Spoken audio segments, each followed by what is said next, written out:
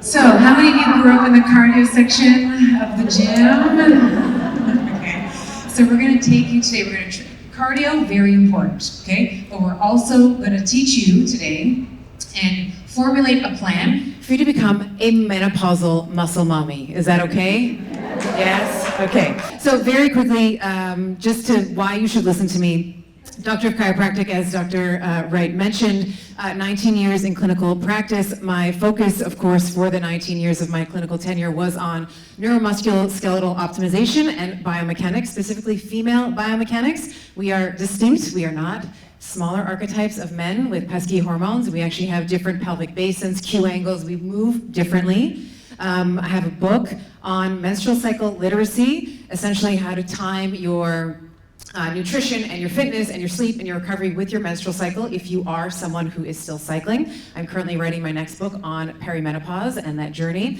And then just like all of you, I too am in perimenopause. I'm 46, 47 next month. And so I am navigating some of those hormonal changes and life changes that you all are as well. Mother and wife of two boys, that's what I was gonna say. I am a mother of two boys and a wife of one man. Okay.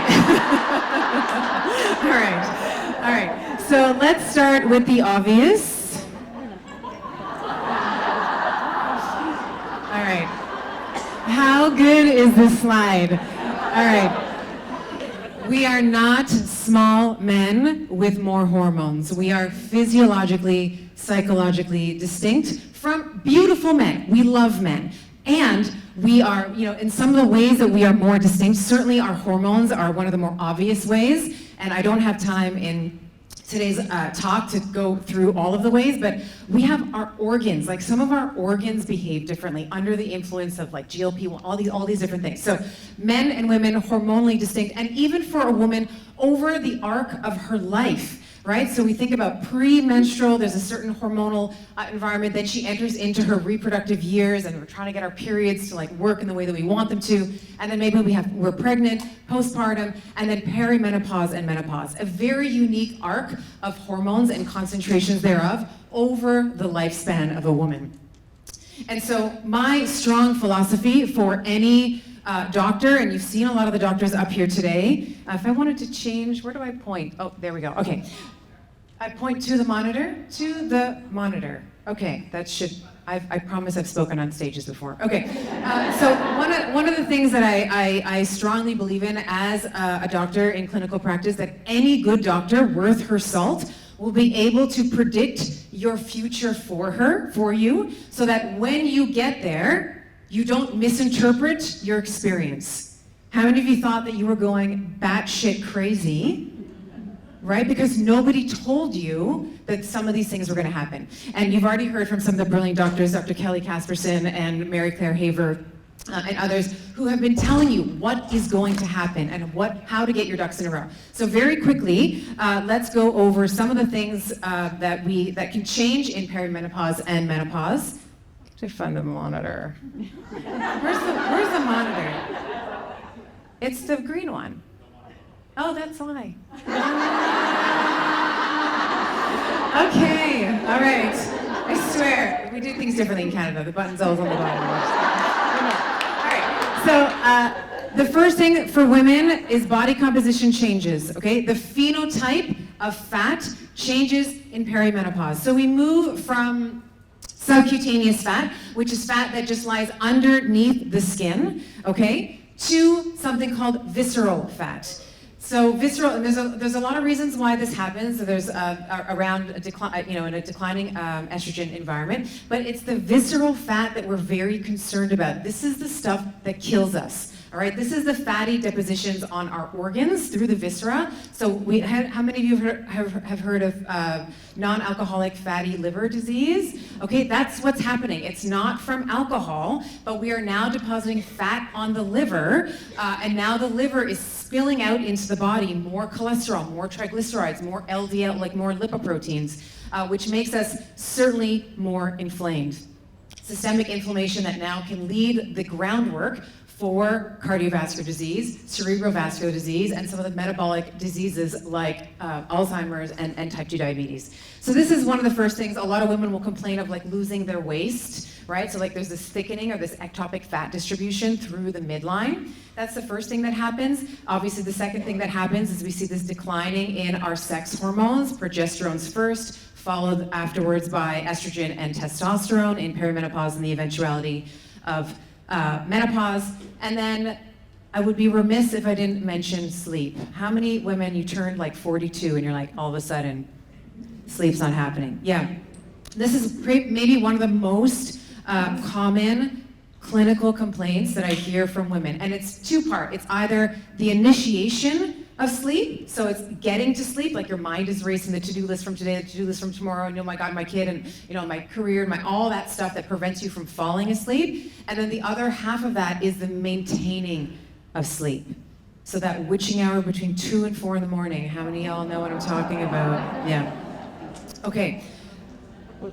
The last thing that I wanted to mention, perimenopause and menopause, some of the busiest times of our lives. I like to call this the stress sandwich. We have pressure from below, from our children, and we have pressure from above, from our aging parents. So for those of you that have chosen to have children, depending on the age that you had them, we have children now that are in our teenage years. Maybe they're going off to college, and y'all know that parenting really starts when they become teenagers. Before that, they're just like cute little blobs, right? And then the other thing I'll also mention, and this is something that I'm personally dealing with and talking about with some of my friends, is the grieving process of that. Like, our roles as mothers are changing. They're no longer dependent on us to change their diapers and or breastfeed, and we're no longer the center of their universe anymore, right? Like we used to be, and now my 14-year-old's like, oh God, whatever, yeah. Like mom is talking again, So we have this change, this chapter that's closing in our motherhood, in our role as mothers, that I don't actually think is talked about a lot. There's some grieving that I think has to happen there.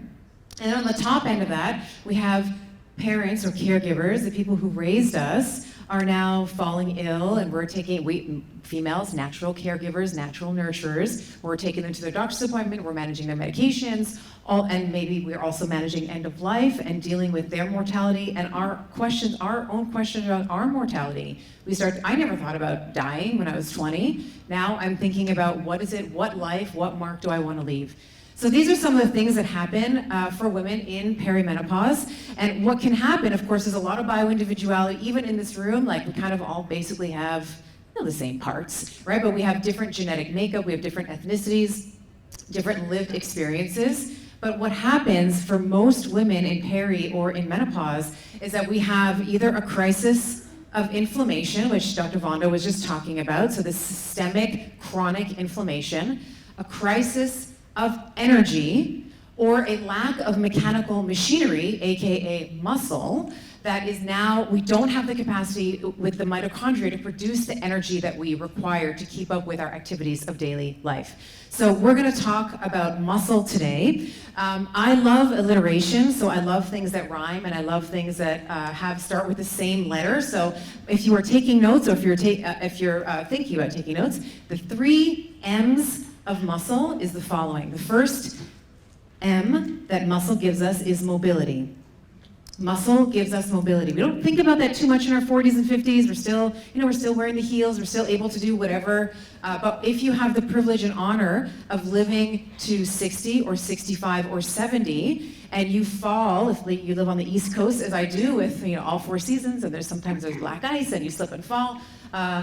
Fractures are a real big concern. And one of the characteristics of that muscle and bone are like sisters. You have more of muscle, that means you're gonna have more of bone. You have less of muscle, you're gonna have less of bone. And that's mediated through many hormones, FGF1 for the nerds in the audience, fibroblastic growth factor. But mobility, last year the CDC reported 300,000 hip fractures that required hospitalization. 95% of that was from falls, right? Healthy bone, if you or I were to fall on, let's say it's black ice, we slip and fall, healthy characteristic of bone is it's able to absorb the direct impact and then release it. So a healthy bone is actually a little bit spongy, a little bit bendy, right? A frail, brittle bone under the same stimulus will crack. Okay, so mobility. Muscle gives us mobility. Muscle also, oops, that's not what I wanted to do. Muscle also gives us a metabolic benefit. It is the primary site for insulin activity, for glucose, which is blood sugar, glucose disposal, glucose utilization, and fat utilization. How many of you in your 40s and 50s, despite eating and working out in the same way, started seeing changes in your cholesterol or your lipid panel? Total cholesterol, triglycerides, lipoprotein C, LDL particle number, okay? Your muscles keep your lipids in check. And then the last M, so we have mobility, metabolic, and then menstrual, okay? Whenever we're lifting, we are going to favor a healthy progesterone to estrogen balance. So if you're a woman who's still cycling, in the second half of your cycle, we need progesterone a little higher than we need estrogen in order for progesterone to sort of downregulate the estrogen receptor and for estrogen not to go crazy. And whether or not you're cycling or not, every time you train, you have a transient, endogenous, internal lift or rise in testosterone. Like your body, in order to maintain the muscle that you're growing, you actually need to produce more T, which is really cool, right? Okay, so those are the three functions that muscle provides: mobility, metabolic, and menstrual. If anybody's a nerd, you can take a picture of this slide. Like I said, don't have time to go through all of it, but this is one of the, if you want to, these are all in PubMed. Women, when we're thinking about female-centric training, we are different than our male counterparts in all of the ways, okay? So we are different in terms of our fiber type. We are different in terms of our capillary perfusion. We are different in terms of our fatigability, in terms of our recovery, in terms of our neuromuscular adaptations to exercise. So it's not enough for some bro to be like, yeah, just do what I do in the gym. It's like we actually recover differently. We have different capillary perfusion. We are different from an exercise phys standpoint. And the other thing that I just want to mention is that we have different preferences, right? How many women here just want big pecs? I rest my case, right? So every guy is like, they want to have the big pecs, the bis, the tris. What do we want?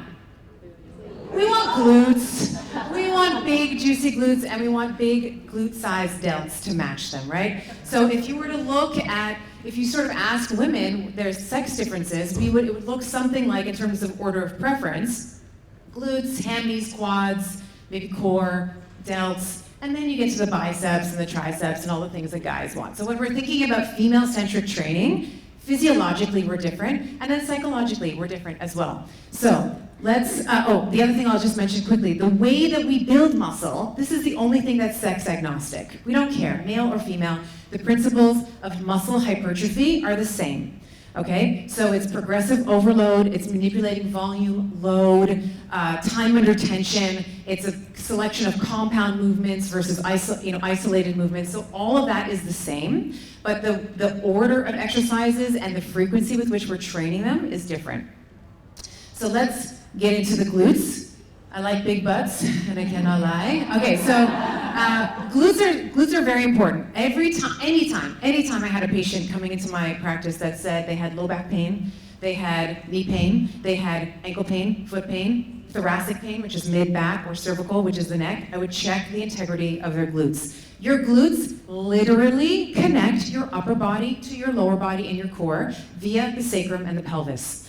There's too many actions that these guys do to name, but just, they prevent overflexion, overextension of the spine. They rotate the femur in the hip socket, external and internally rotate. They abduct, I can't do it in this dress, but the leg comes out and back into midline. There's so many beautiful things. For my orthopods here, if you were to stand on one leg, this is your Trendelenburg test. This is a test for glutes, okay?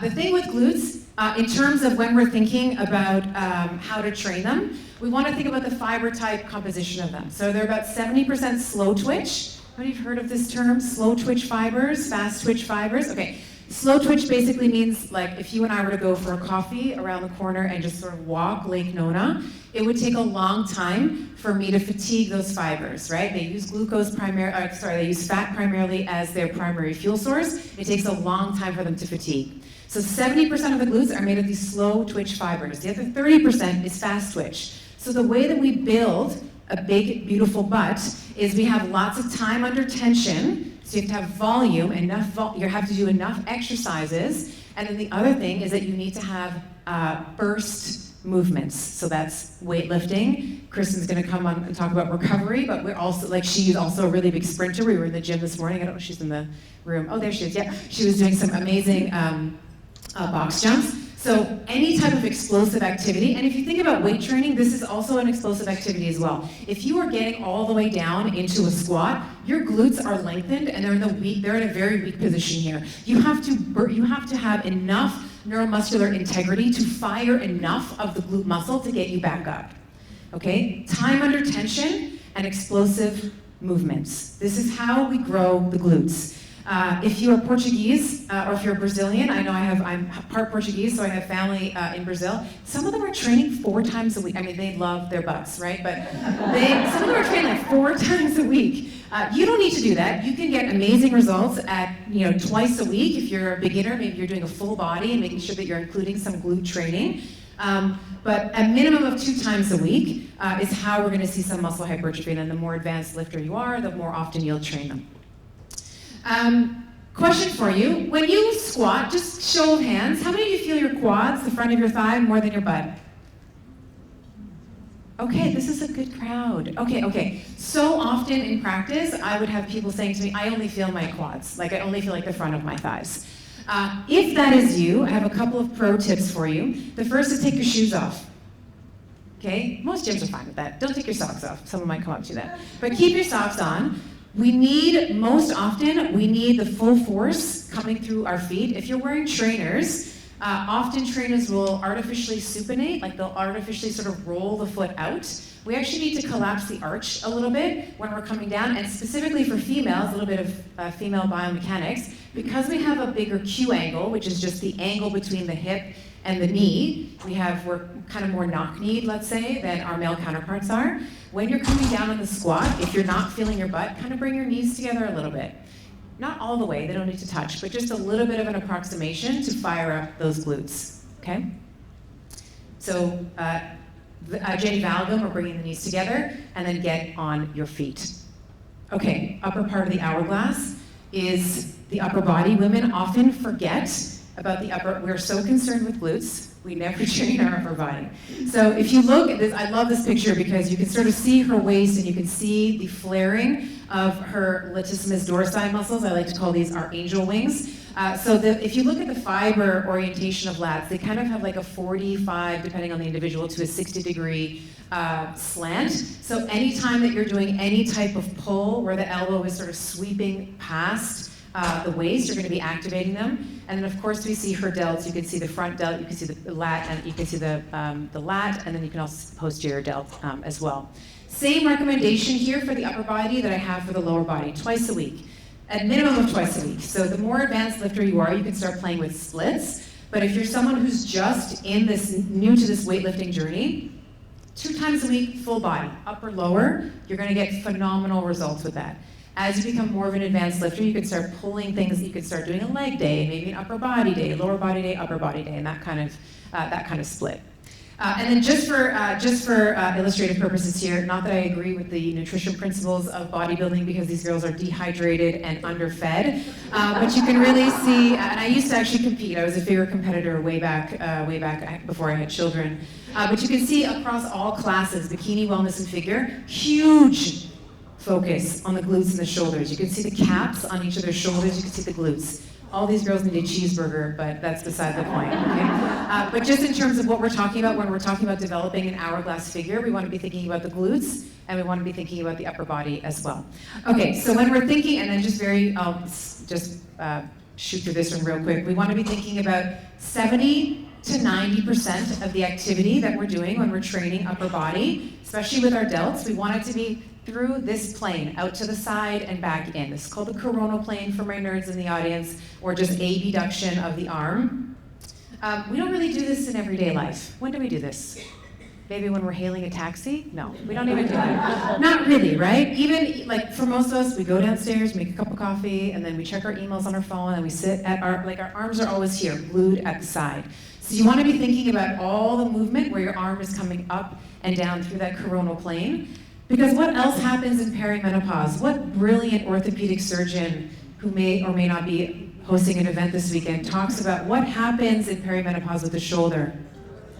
Frozen shoulder, okay? So frozen shoulder, as Dr. V mentioned, idiopathic sometimes in nature, right? So we don't know why it happens. One of the insurance policies that you can do to prevent the likelihood, let's say, of frozen shoulder happening is movement.